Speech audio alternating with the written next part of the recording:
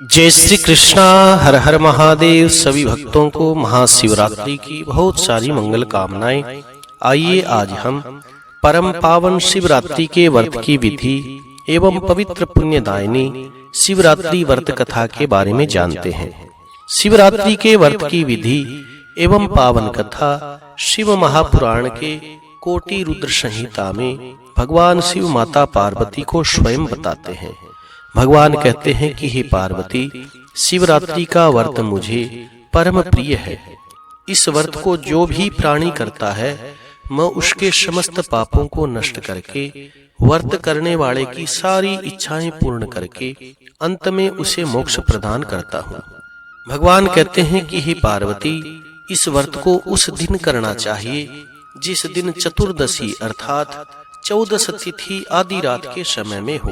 व्रत करने वाला शिवरात्रि के दिन प्रातःकाल सूर्य उदय से पहले उठ करके स्नान इत्यादि नित्य कर्मों से निवृत्त होकर के स्नान करके मस्तक पर त्रिपुंड लगाए व गले में रुद्राक्ष धारण करके व्रत का संकल्प करना चाहिए, भगवान शिव का ध्यान करते हुए।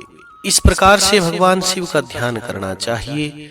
कंठे यस्य विराजिते हि गरलं गंगाजलं मस्तके वामांगे गिरिराज राजतनया जाया भवानी सती नंदी स्कंध गणादिराज सहित श्री विश्वनाथ प्रभु काशी मंदिर संस्थितौ किल गुरु देया सदा मंगलम। अर्थात जो अपने गले के अंदर हलाहल विष को धारण करते हैं, जिनकी जटाओं के अंदर गंगा जी सुशोभित होती है, जिनके वाम भाग के अंदर गिरिराज नंदनी माता पार्वती जी सुशोभित होती है, नंदी आदि गण जिनकी नित्य सेवा करते रहते हैं, ऐसे काशी विश्वनाथ भगवान मेरा मंगल करे और मेरे व्रत को निर्विघ्नता पूर्वक पूर्ण करे। इस प्रकार ध्यान करके भगवान शिव के मंदिर में जाकर के भगवान शिव को जल दूध से पंचामृत से स्नान करवा करके भगवान शिव को चंदन लगा करके सुशोभित करना चाहिए। फिर भगवान शिव को बेलपत्र, आक, धतूरा, भांग इत्यादि चढ़ा करके भगवान शिव को भोग लगा करके फल और नारियल चढ़ाना चाहिए। धूप दीप से भगवान शिव की आरती करके क्षमा प्रार्थना करनी चाहिए और सारे दिन भगवान के नाम का जाप करते रहना चाहिए। भगवान शिव के नाम का जाप करना चाहिए या गुरु के मंत्र का या राम राम का जाप भी करते हैं तो भगवान शिव बड़े प्रसन्न होते हैं।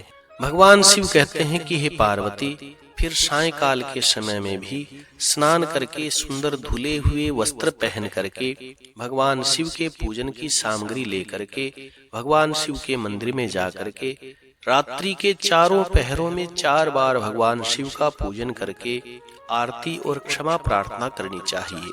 फिर दूसरे दिन स्नान इत्यादि करके सुंदर पकवान इत्यादि बना करके भगवान शिव को भोग लगाना चाहिए। ओम नमः शिवाय इस मंत्र से 108 बार हवन करना चाहिए। फिर ब्राह्मण भोजन करा करके व्रती अपना व्रत खोले। इस विधि से हे पार्वती, जो शिवरात्रि के व्रत को करता है तो मैं उस व्रत करने वाले की समस्त इच्छाएं पूर्ण करके अदेय भी उसे दे सकता हूँ और अंत में उसे मोक्ष प्रदान करता हूँ। यह शिवरात्रि के व्रत की विधि स्वयं भगवान शिव माता पार्वती को शिव महापुराण में बताते हैं। आइए कथा के बारे में जानते हैं।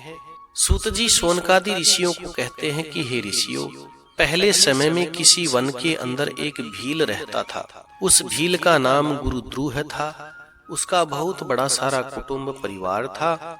वह भील बड़ा ही बलवान, खोटे और क्रूर स्वभाव का होने के साथ साथ क्रूरता पूर्ण काम करने के लिए तत्पर रहता था। वह रोजाना जंगल में जाकर के हिरणों को मारता, वहीं रह करके अनेक प्रकार की चोरियां किया करता था। जंगल में आने वाले लोगों को लूटता और उनको मारता था। उसने बचपन से कभी भी कोई भी शुभ कर्म नहीं किया था। इस प्रकार जंगल में रहते हुए उस दुष्ट आत्मा भील का बहुत सारा समय बीत गया। सूत जी कहते हैं कि हे ऋषियों, एक दिन बड़ा ही सुंदर, शुभदायक, मंगलकारक, पावन शिवरात्रि का दिन आया। परंतु वह दुष्ट भील घनघोर जंगल में निवास करने वाला था, इसलिए वह दुष्ट भील शिवरात्रि के व्रत को नहीं जानता था। हे ऋषियों, उस दिन शिकारी भील के घर में खाने के लिए कुछ भी नहीं था।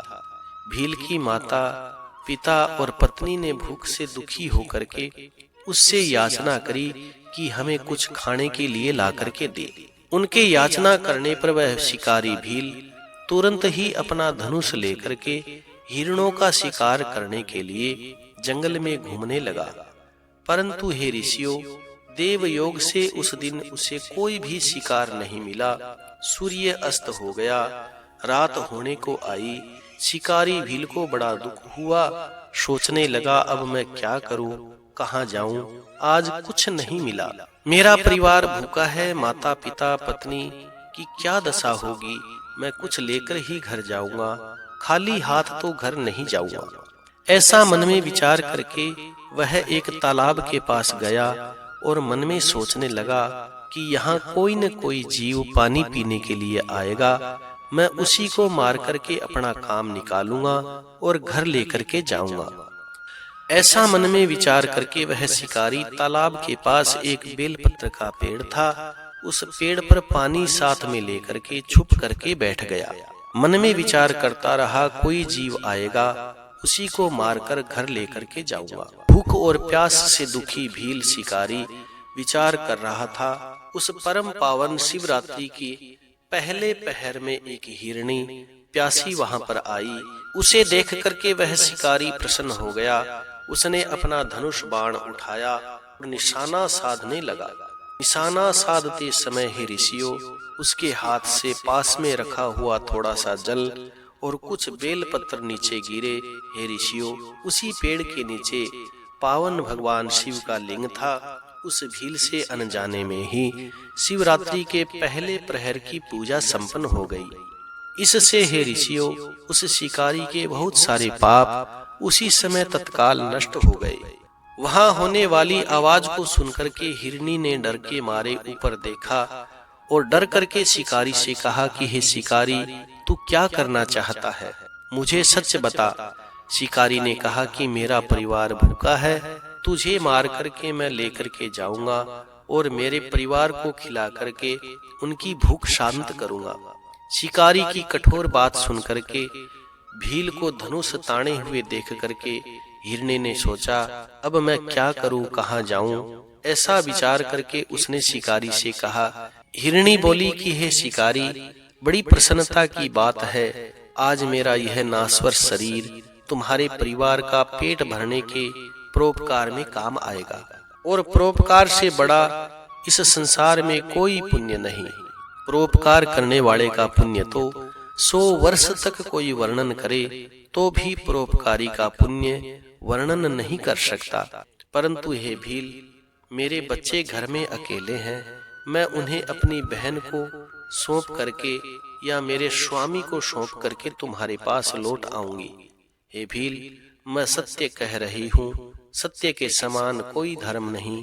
सत्य से ही धरती टिकी हुई है, सत्य से ही समुद्र अपनी मर्यादा में रहता है, सत्य से ही झरनों से जल की धारा निरंतर बहती है, सत्य में ही सब कुछ समाया हुआ है। सूत जी कहते हैं कि हे ऋषियों, शिकारी भील ने हिरनी की बात नहीं मानी तो हिरनी ने कहा कि हे व्याध, मैं तुम्हारे सामने सौगंध खा रही हूँ, तुम्हारे पास लौट करके जरूर आऊंगी। अगर मैं न आऊं तो ब्राह्मण को वेद बेचने से, तीनों काल संध्या न करने से जो पाप लगता है वही पाप मुझे लगे। जो स्त्री अपने पति की आज्ञा न माने, अपनी इच्छा के अनुसार विचरण करे, पर पुरुष के साथ संबंध बनाने से जो पाप लगता है वही पाप मुझे लगे। किसी के उपकार को न मानने से, भगवान शिव की निंदा करने से, विश्वासघात करने से, छल कपट करने से जो पाप लगता है, हे शिकारी, वही पाप मुझे लगे यदि मैं लौट करके न आऊं तो। सूत जी कहते हैं कि हे ऋषियों, तब उस भील शिकारी ने विश्वास करके कहा कि अच्छा, तुम अपने घर जाओ। तब वह हिरनी पानी पी करके अपने घर चली गई। सूत जी कहते हैं कि हे ऋषियों, इतने में उस भील शिकारी का शिवरात्रि का पहला पहर जागते हुए बीत गया। अब उस हिरणी की दूसरी बहन हिरणी को खोजते हुए वहीं तालाब पर पानी पीने के लिए आई। उसे देख करके भील ने धनुष बाण चढ़ा करके उसे मारने लगा, तो पहले की तरह ही कुछ जल बेलपत्र नीचे भगवान शिव पर चढ़ गए और हे ऋषियों, अनजाने में ही भगवान शिव की पूजा भील के लिए पुण्यदायिनी हो गई। उसे बाण ताड़े हुए देख करके हिरणी ने पूछा कि क्या कर रहे हो? पहले की तरह ही उसने उत्तर दिया कि मेरा परिवार भूखा है, तुम्हें मार करके लेकर के जाऊंगा। तो हिरणी बोली कि हे शिकारी, मेरा शरीर धारणा आज सफल हो गया जो किसी के काम आएगा, पर हे शिकारी, मेरे छोटे बच्चे हैं, मैं उन्हें अपने स्वामी को सौंप करके तुम्हारे पास लौट आऊंगी। शिकारी ने कहा कि मुझे तेरे ऊपर विश्वास नहीं, मैं तुम्हें मारूंगा। तब हिरणी बोली कि मैं भगवान विष्णु की सौगंध खाती हूँ, अगर मैं वापस लौट करके न आऊं तो अपना सारा पुण्य हार जाऊं।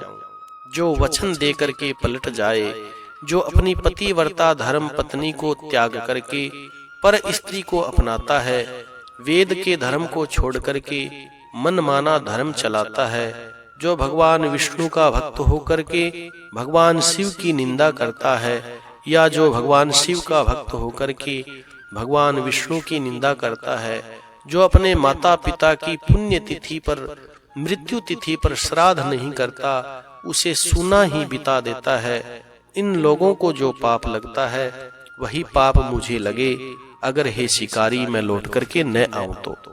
सूत जी कहते हैं कि हे ऋषियों, उस हिरणी के ऐसा कहने पर शिकारी ने कहा कि जाओ। हिरणी जल पी करके प्रसन्नता पूर्वक अपने घर को चली गई। इतने में रात का दूसरा प्रहर शिकारी भील ने जागते जागते बिता दिया। हे ऋषियों, पावन शिवरात्रि का तीसरा प्रहर शुरू हो गया था और हिरणी के आने में देर हो गई थी। अब शिकारी व्याध ने हिरणी की खोज में इधर उधर अपनी नजर दौड़ाई, तो उस शिकारी ने देखा कि एक हष्ट पुष्ट शरीर का हिरण वहां पर आ रहा था। हिरण को देख करके खुश होकर के शिकारी ने हिरण को मारने के लिए जब उसने अपने हाथ हिलाए, तो पहले की तरह ही पुण्य उदय होने के कारण कुछ जल और बिल्व पत्र भगवान शिव पर गिरे और सौभाग्य से भगवान शिव की तीसरे प्रहर की पूजा भी संपन्न हो गई। इस प्रकार भगवान शिव की उसके ऊपर कृपा हुई। अब उस शिकारी की आवाज को सुनकर के हिरण ने पूछा कि क्या कर रहे हो शिकारी? तो उस शिकारी ने वही उत्तर दिया, मेरा परिवार भूखा है, तुम्हें मार करके उनका पेट भरूंगा। हिरण ने कहा कि हे शिकारी, मेरा हष्टपुष्ट शरीर आज परोपकार के काम आएगा। जो शरीर समर्थवान होकर के भी किसी के काम न आए तो उसकी समर्थता व्यर्थ चली जाती है। परंतु हे शिकारी, मेरे बच्चे घर में अकेले हैं, मैं उन्हें उनकी माताओं को सौंप करके आऊंगा, उनको धीरज बंधा करके हे शिकारी अब मुझे जाने दे। उस हिरण के इस प्रकार कहने पर भील शिकारी बड़ा अचंभित हुआ। अब हे ऋषियों, उस भील का हृदय पवित्र हो गया था, उसके पाप नष्ट हो चुके थे। तब शिकारी ने कहा कि जो जो यहाँ पर आए हैं वो सब तुम्हारी तरह ही बात मना करके चले गए, परंतु वचन देकर के अभी तक यहाँ नहीं आए। हे हिरण, तुम भी संकट में हो, इसलिए झूठ बोल करके जा रहे हो। आज मेरे परिवार का निर्वाह कैसे होगा?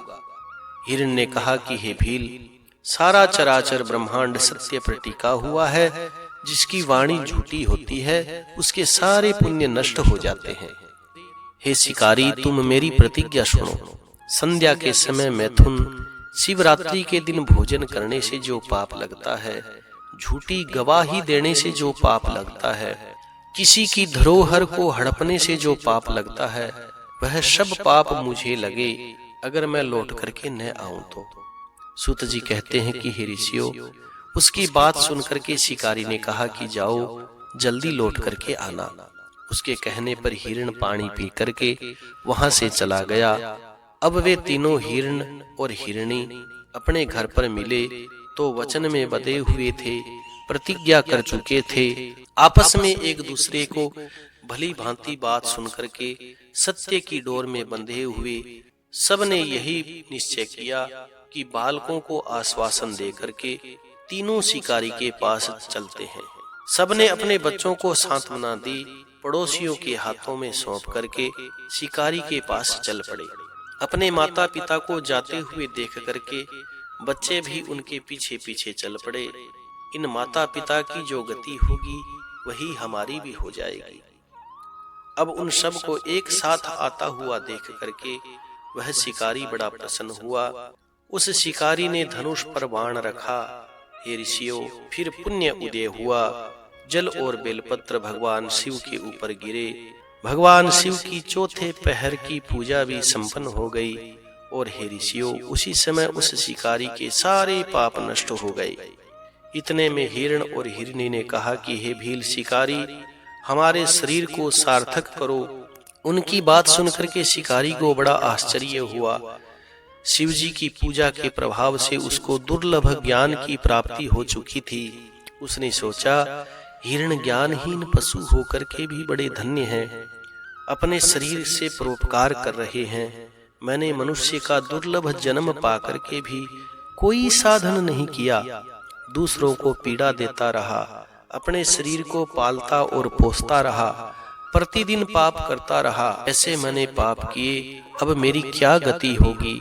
जन्म से लेकर के अब तक मैंने पाप ही पाप किए हैं, मेरे जीवन को बारंबार धिक्कार है। हे ऋषियों, इस प्रकार ज्ञान संपन्न होकर के उसने अपना धनुष और बाण रोक लिया और कहा कि हे हिरणों, तुम्हारा जीवन धन्य है। भील शिकारी के ऐसा कहते ही आशुतोष भगवान शिव प्रसन्न हुए और शिकारी को अपना सम्मानित पूजित स्वरूप का दर्शन दे करके उसके शरीर का स्पर्श करके प्रेम से कहा कि हे भील, मैं तुमसे बड़ा प्रसन्न हूँ, मेरे से वरदान मांगो। भगवान सदाशिव के दर्शन करके वह जीवन से मुक्त हो गया था। भगवान के चरणों में गिर करके कहा कि हे प्रभु, मैंने सब कुछ पा लिया। उसके भाव को देखते हुए भगवान शिव कृपा दृष्टि से देखते हुए दिव्य वरदान देते हैं। भगवान शिव कहते हैं कि हे व्याध, तुम श्रृंगवेरपुर में जाकर के अपनी राजधानी बनाओ, दिव्य भोगों को भोगो। और हे व्याध, मेरे भक्तों पर कृपा करने वाले भगवान मर्यादा पुरुषोत्तम श्री राम एक दिन तुम्हारे घर पर पधारेंगे और तुम्हारे साथ मित्रता करेंगे। तुम मेरी कृपा से मोक्ष को प्राप्त करोगे। उसी समय वे सारे हिरण भगवान शिव का दिव्य दर्शन पा करके दिव्य शरीर धारण करके विमान में बैठ करके भगवान के दिव्य धाम को चले गए। तब से उर्बुद नाम के पर्वत पर भगवान शिव व्याधेश्वर के नाम से प्रसिद्ध हुए और आज तक वहां पर पूजे जाते हैं, जो दर्शन और पूजन करने से मोक्ष प्रदान करते हैं। शिकारी भील ने भी दिव्य भोग भोगे, भगवान श्री राम की कृपा से शिव का सायुज्य प्राप्त किया। इस प्रकार हे ऋषियों, अनजाने में शिवरात्रि का व्रत करने का यह फल मिला। तो हे ऋषियों, जो भक्त श्रद्धा व भक्ति से शिवरात्रि का व्रत करता है तो भगवान शिव अवश्य ही उस व्रत करने वाले की सारी कामना पूर्ण करते हैं, मोक्ष प्रदान करते हैं। इसमें तनिक भी संशय नहीं। कथा सुनने के बाद में कथा को लाइक करें, शेयर करें और कमेंट में भगवान शिव का मंगलमय नाम अवश्य लिखें। जो लोग इस चैनल पर नए हैं वो चैनल को सब्सक्राइब करें ताकि आने वाली व्रत कथा विधि महात्म्य आपको प्राप्त होते रहें। जय श्री कृष्णा, जय श्री सीताराम।